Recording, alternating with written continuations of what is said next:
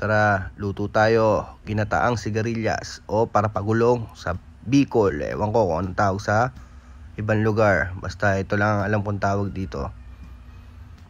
Ito ang ating mga kailangan. Sibuyas, bawang, luya, kamatis. Tapos itong karne. Lagyan natin ng paminta, asin. Lagyan ng pangalawang piga. Kalahati lang, huwag nyo munang ubusin. At lagay ang gulay. Ito na yung pangalawang piga, yung kalahati. Masasobran sa kulo para lang lumambot yung gulay. So pwede natin isunod yung puro. Ito na yung puro. Hanggang sa mawala yung sauce o sabaw. Medyo mas masarap siguro yung nagmamantika. Pero bahala kayo, depende na yan sa panlasa nyo. Pero mas gusto ko yung ganitong luto. Tapos lagyan rin natin ng piniritong talong. Halwaluin.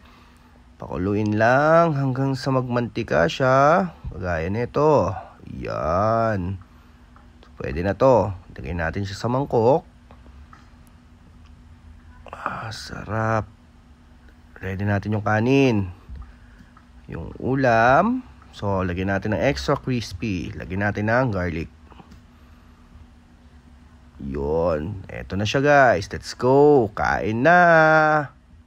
Thank you.